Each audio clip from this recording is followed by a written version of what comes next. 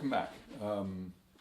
I had a brief break, or actually a 5-day break or so, and before I plunge back into the Prokofiev Sixth, which I really owe myself, I need to start reviewing some violin and piano repertoire. In particular, I think we'll be playing next month the C minor Beethoven Sonata and A major Schubert and the Schoenberg Fantasy. I have played this C minor a long time ago. I can't remember when, and I needed to be encouraged by the recognition of some marks on the page that were indications that I had a long time ago made a few fingering decisions. I don't quite remember when I last played this. It was a very, very long time ago. I could probably do the research and find out, but in the meantime I'm just interested in what sticks and what doesn't, where my work will need to be. And also I will probably bring the camera into some of the rehearsals, which should be interesting, so we could get somewhere closer to a forging of what happens when I'm alone, what happens when we're together, and possibly even what happens at performance time. So anyway, here we go.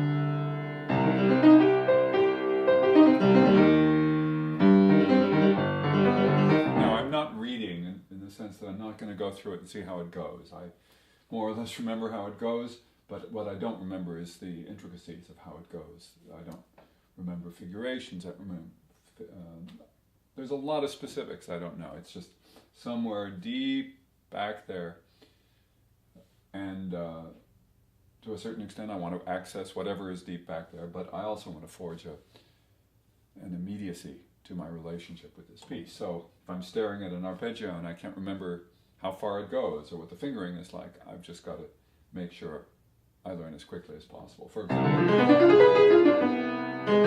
there was no fingering marked other than a printed third finger down here. So that gives me confidence in recognizing, oh, it's just simple, natural hand positions. Now I did, when I stopped, I recognized there's enough dipsy doodles in that I need to be able to face it and decide what to decide, or decide what needs deciding. This Peter's edition, which does have measure numbers in case you're interested,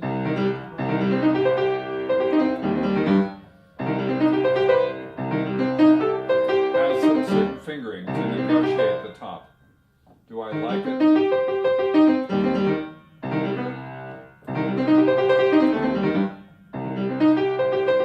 I understand what they're after with all their fancy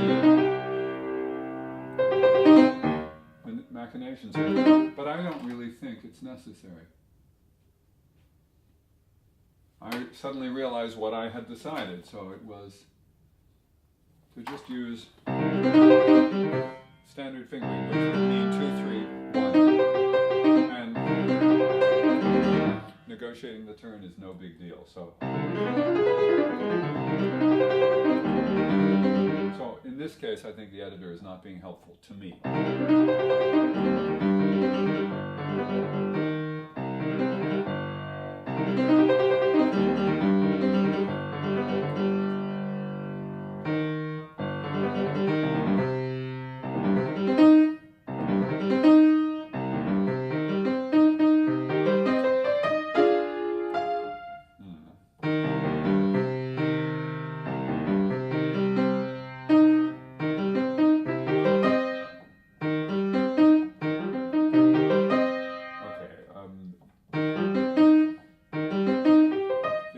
Suggested first inversion arpeggio fingering for C minor 2, 1, 2, 4. I've written in 2, 1, 3, 5, 1, 2, 3, 5 instead of 2 and turning again.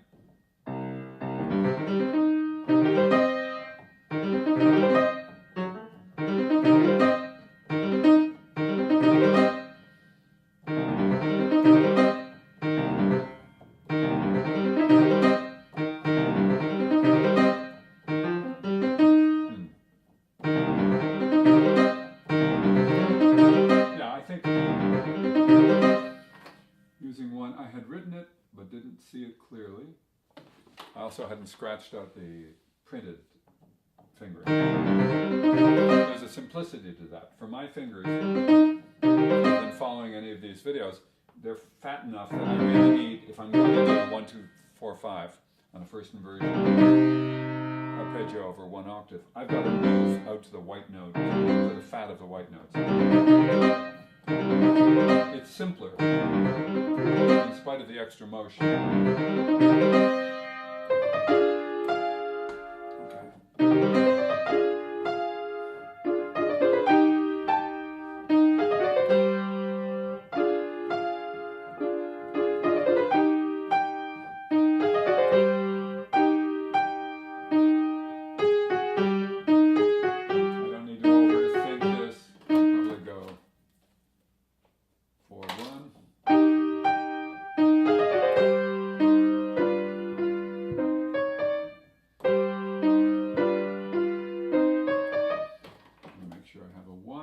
C, measure 20. And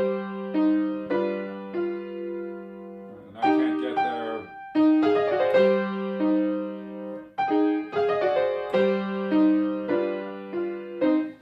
So, to get there, I need to go 3, 2, 1, and then the chromatic.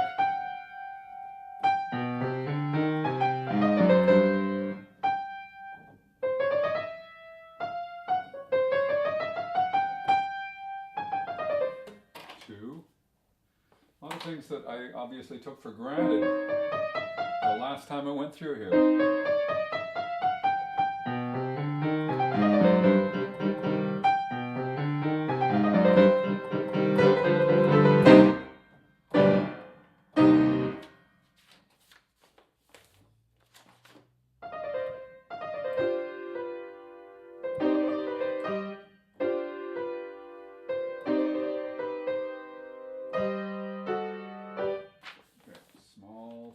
Decisions to be made.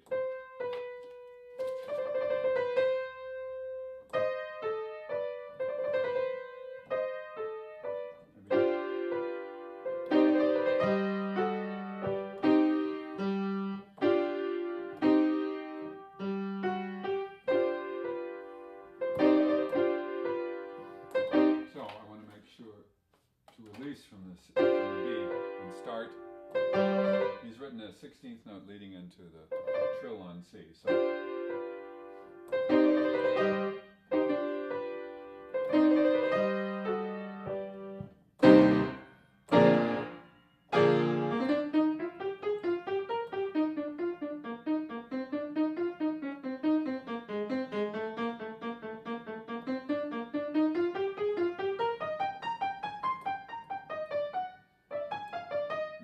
I could make up fingerings as I go along, considering the tempo and then non-legato, but I don't want it to be too arbitrary. Here,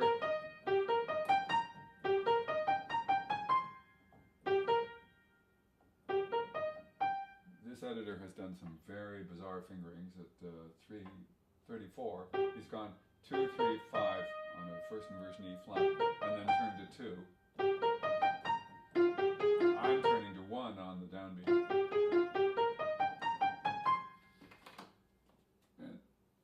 To do with my marking is make sure that I'm not misled by the markings I leave intact, because if there are printed markings and nothing else, I'm going to assume that I adopted that fingering, and I haven't.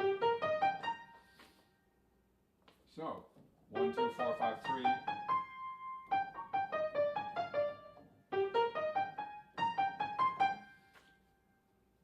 I'm agreeing with very little of what I see.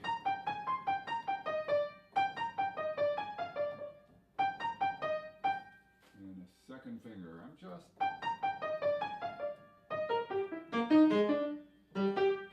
from your perspective, listening if you are, or watching, right now it's not the specifics of the fingering so much as it is making decisions, leaving a trail, and making sure that they suit your body and mind's sense of simplicity and elegance. So,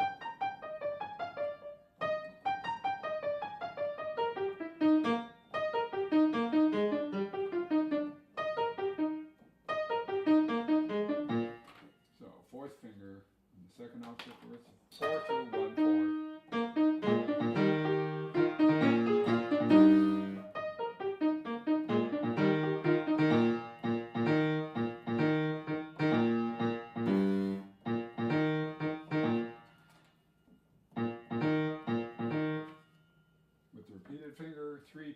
think. 2, 1.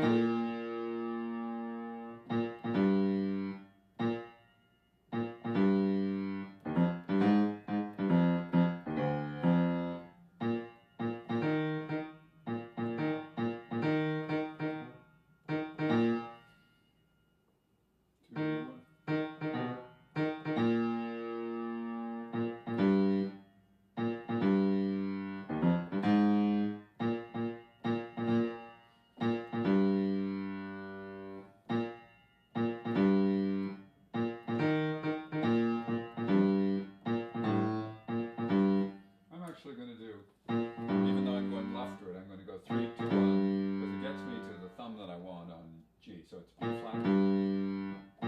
So 3, 2, 1, 2, 1, 3, 2,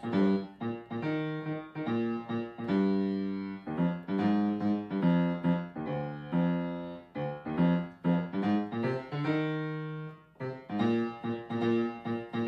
Yep, 3, 2, 1.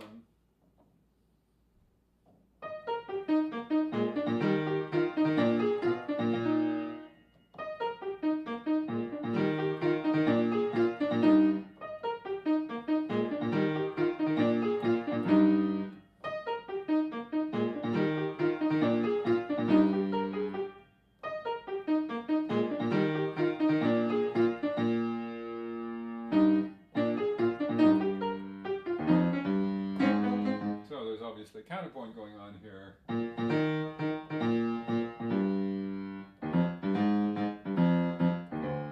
And so what I need to know is what I can count on. And what I need to concentrate on. Really.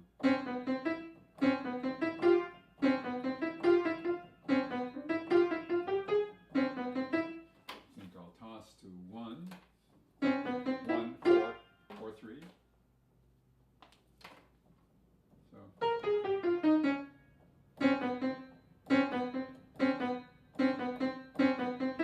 No, that's so wrong. Some of you might have been scratching your head. 4, 3, 2, 1, 2.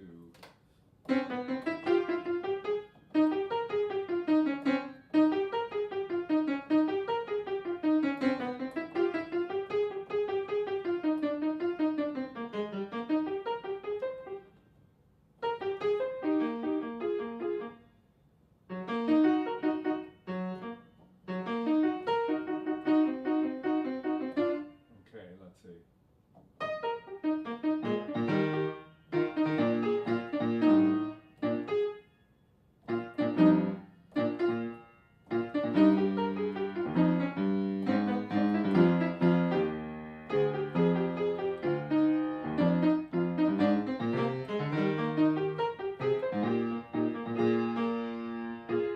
As I expected, the melody, or the primary melody, is in the left hand. And I'm going to concentrate almost entirely for now on the right hand. Not because it's busier, but because it's more ornate, because it's less predictable. This. Whoops. I told myself, am I going to do that? 3, 2, 1. I said I would. That doesn't mean I have to.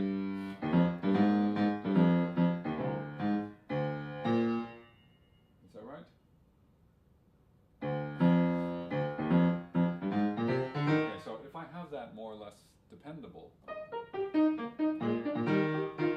and especially I've got the thoughts behind it. I've 3, 2, 1, 2, 1, 3, 2, 1. Then I can depend on the feel of that and the sound of that while thinking more about the right hand.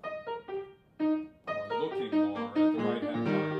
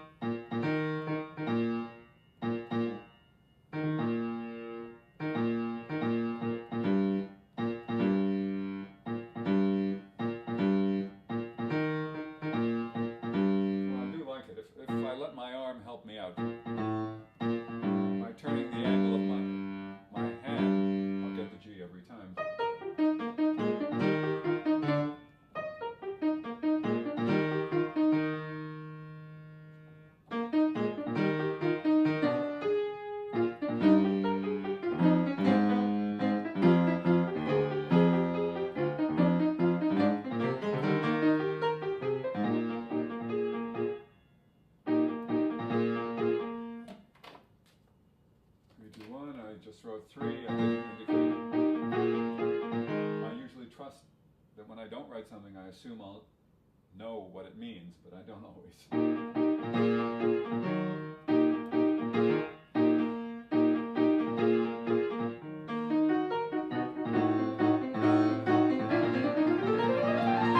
Okay, so that's not dependable yet.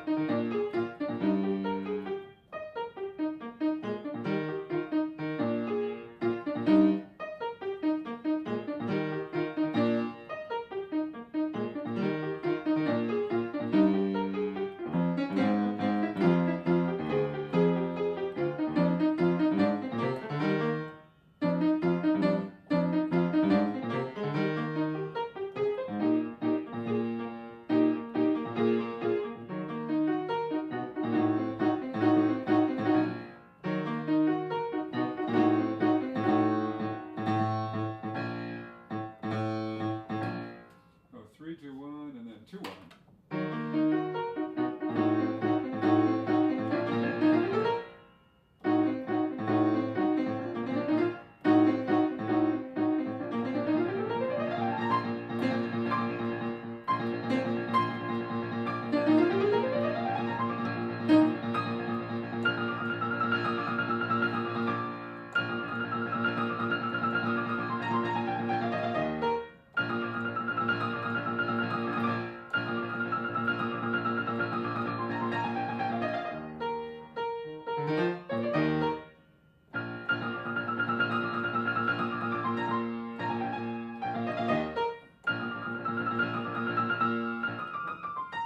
Oh, they suggest turning over to 4th. I really don't like this on 51.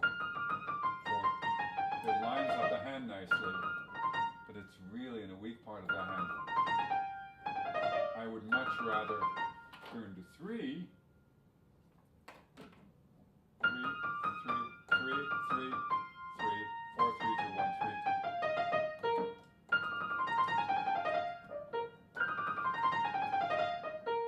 Absolutely.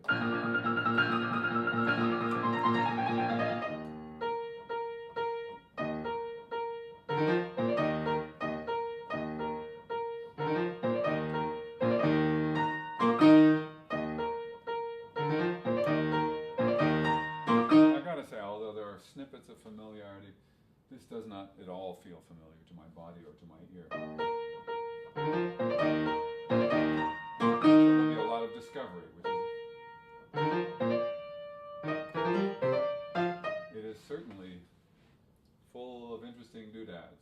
This an Opus 32, and of course pianists know the 3 of Opus 31.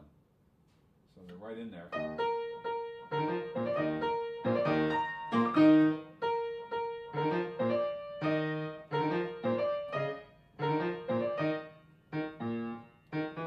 Now here's an example of something I'm not crazy about in this edition. In 54, going to 55, the left hand goes.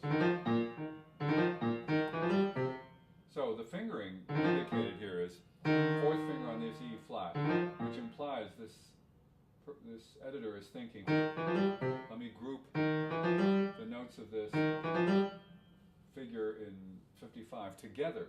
But in terms of what's musically valid, the conclusion of this 5-1 in E flat is far more important. And then I would use this downbeat, releasing note, to then move my hand over. And it really is, to me, just a little bit bizarre to think of it and to group it the way it's indicated. That's such a natural sequence as opposed to shift, shift, odd as can be. I see I've just must have ignored a lot of these fingerings. There's no override. There's not a whole lot of seeming decision making in the past version of me, which is a long time ago. So.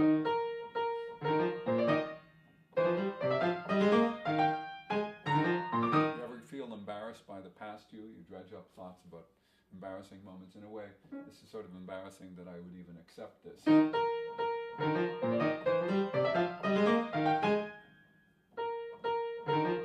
not very embarrassed. I'm just drawing an analogy.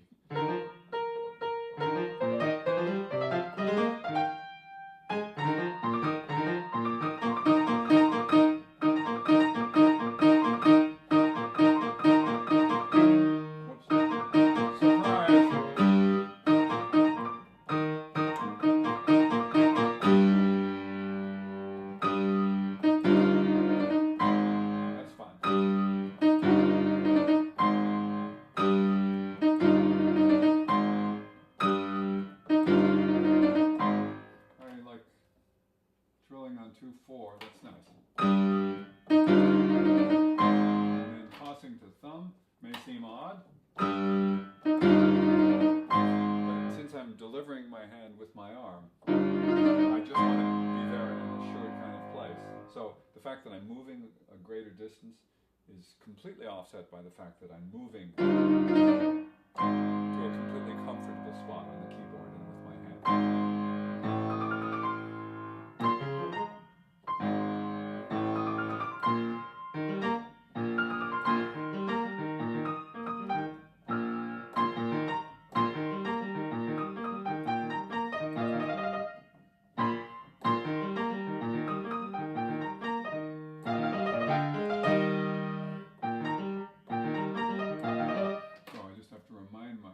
The chord changes here. From going up the whole octave to just that, so I need to change my fingering.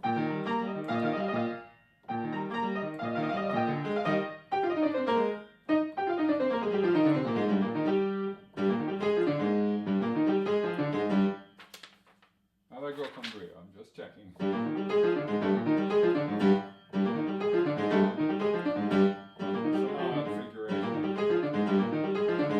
Obviously a very piano-oriented piano part.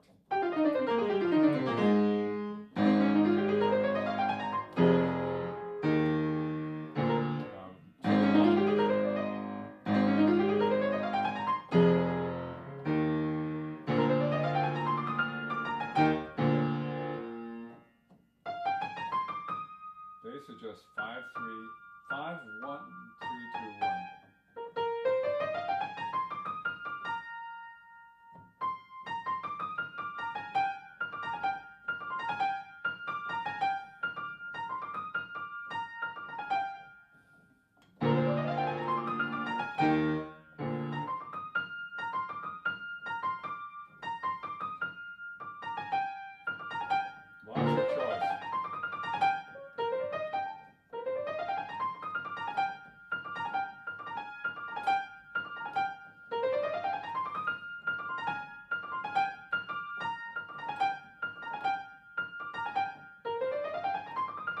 I think I'm just going to go 5-4-3. It is a slightly odd position. Certainly going from 5 to 4 over a third most people don't like, and 4 to 3 over a major third no one likes. White-black major third. But I'm going to do it all with the gesture, all with the arm motion. In other words, I'm not going to actually freeze my hand in this position. I'm going to move comfortably from place to place. And the fingering all in order is actually easy.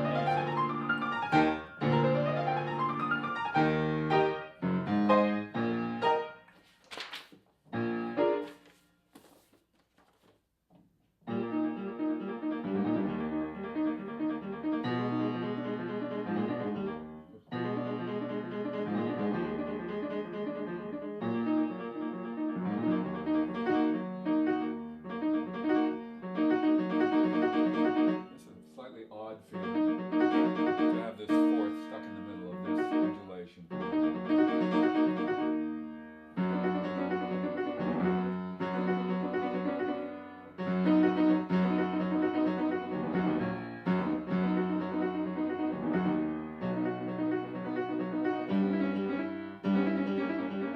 I see, well, the past version of me has reached out and told me to be careful. This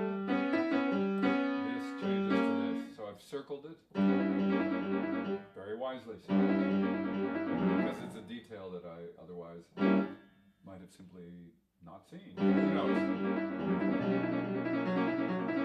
Might as well circle changes, because so much stays. But you want your eyes, your ears, your attention, and everyone else's ears on where things change. Oh,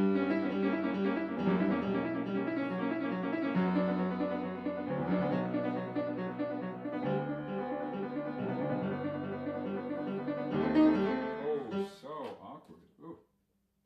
4-2. This is in measure 89, so let me go back. Here it is.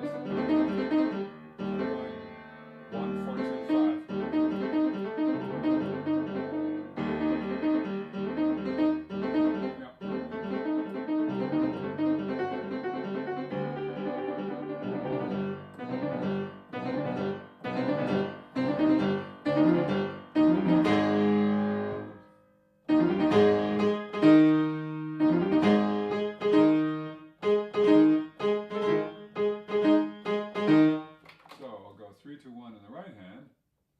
one.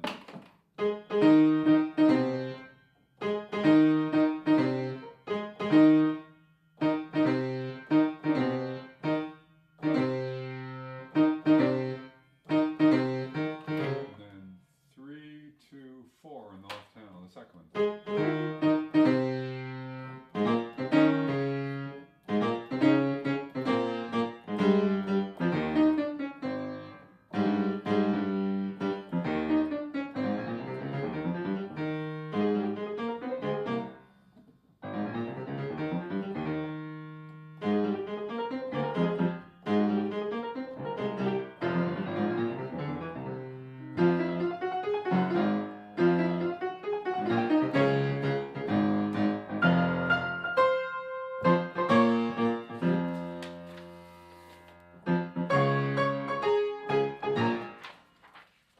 One really interesting thing about this is that there's no repeat sign, that he's, I don't want to say he's evolved out of the standard expositional repeat, but I certainly could look at Opus 31.1 and see what his relationship to repeat signs is there.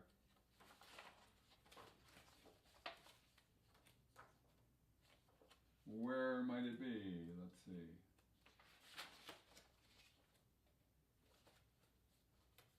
What am I saying? Opus 30, number 1. Oh, well, that doesn't really count.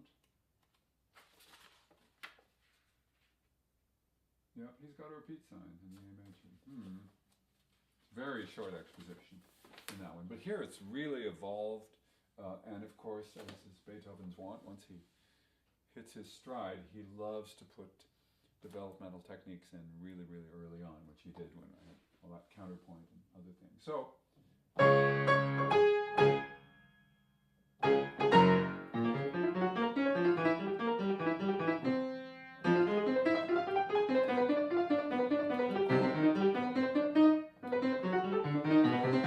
now, admittedly, I could look for an ideal fingering for all of these. Right now, there are so many opportunities, because it's non-legato, to just move your hand comfortably and do weird things. And maybe in time I'll know exactly what fingering I will use. For now, I'm going to take as it comes, as the fiddle player said.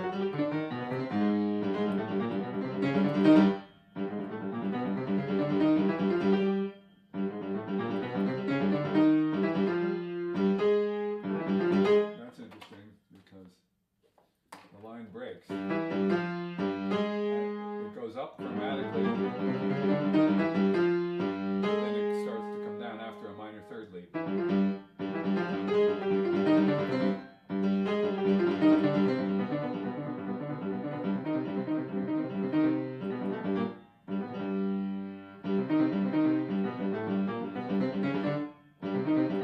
Well, this is a little hard to go. 5, 3, 5, 4, 5. So I'm not sure.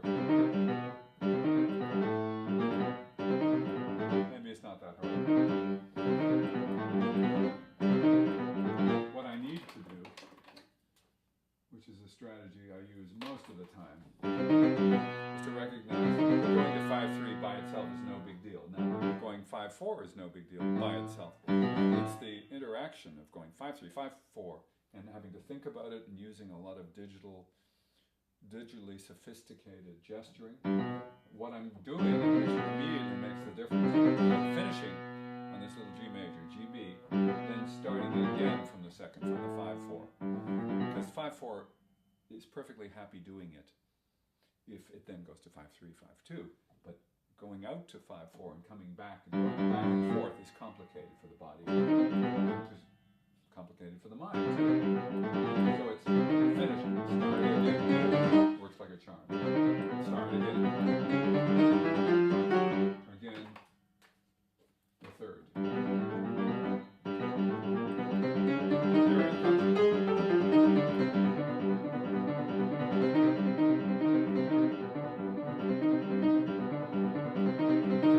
Now, obviously, I'm not going to practice all of these repetitive passages a lot like that. I need to know that they're repetitive. I need to know that they're simple. So I need to be able to file them in a place that says, pay a certain amount of attention to them, but make sure you can put them on the shelf and trust them every time you get here.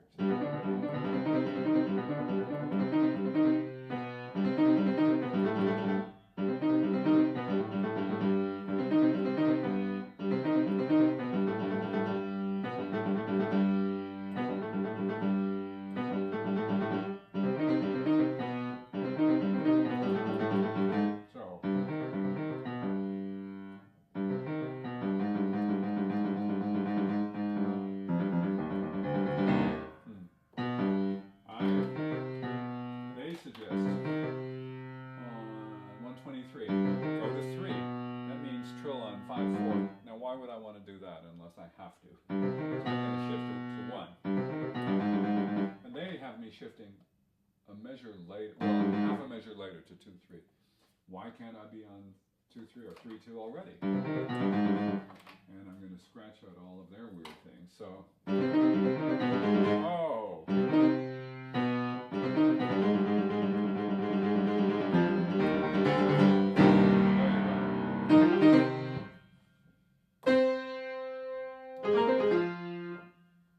Well, here's an interesting thing, and I have to be careful of it because I just indulged in it. I've got this big fortissimo chord down here.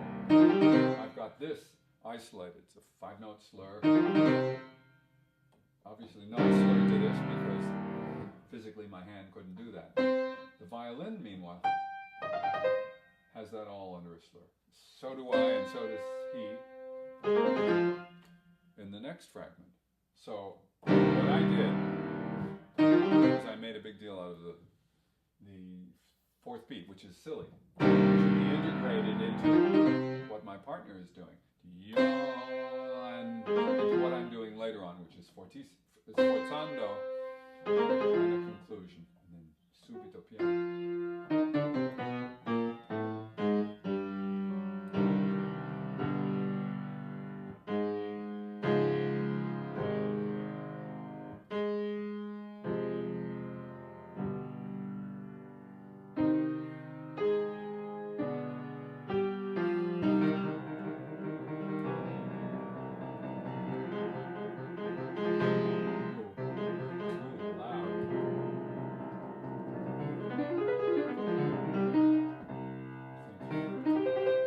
Oh, yes.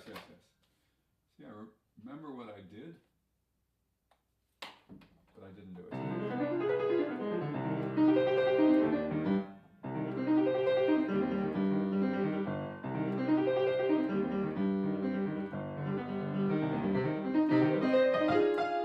So it's so far the same.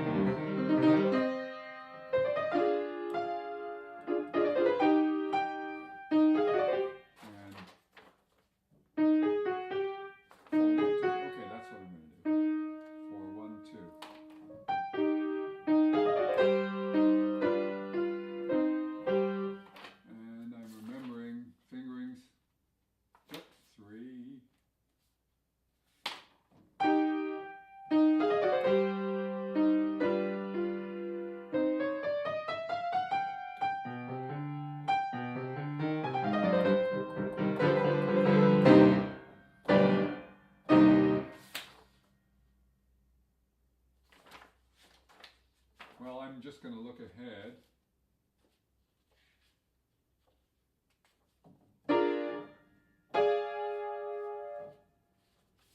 Okay, so in measure 25, 6, 7, 8 goes, and then begins this counterpoint. The violin's playing that, and then later on I have those two lines together, and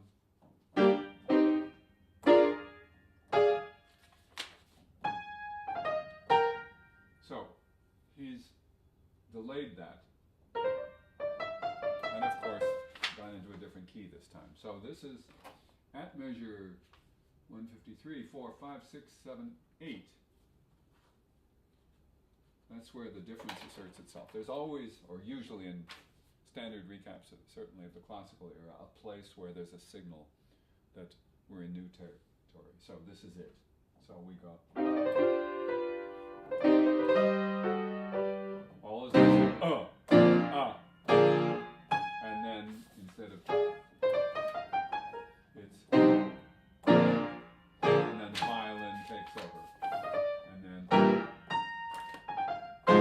the ascent itself indicates a change of direction,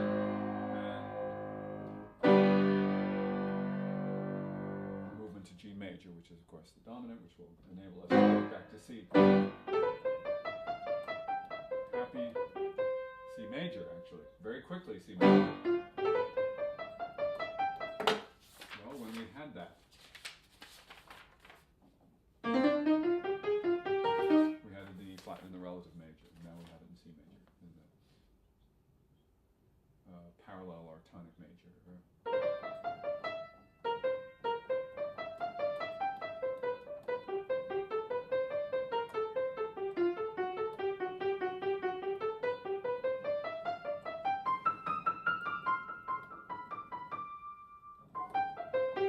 I have the first historical marking, a fifth finger on 169. Let me see if I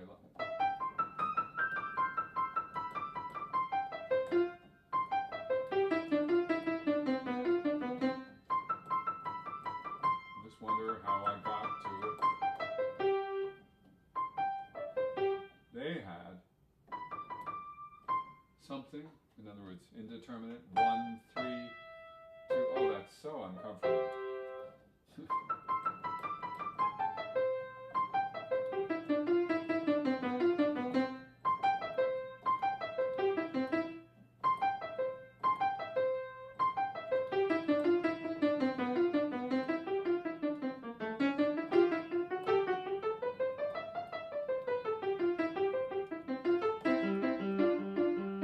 Okay, let me see if I can get to that 5. 5.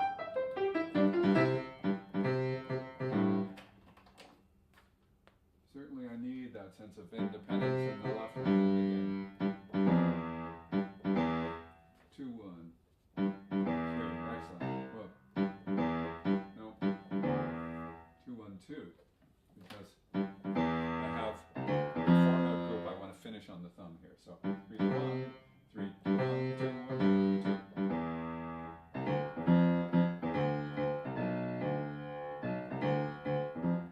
Whoops.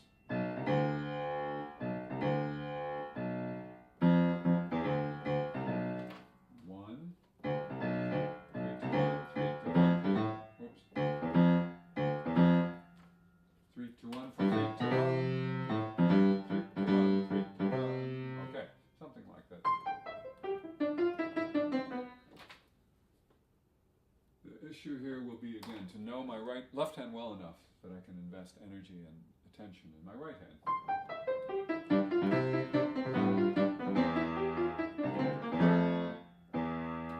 Definitely need my 4th finger, which is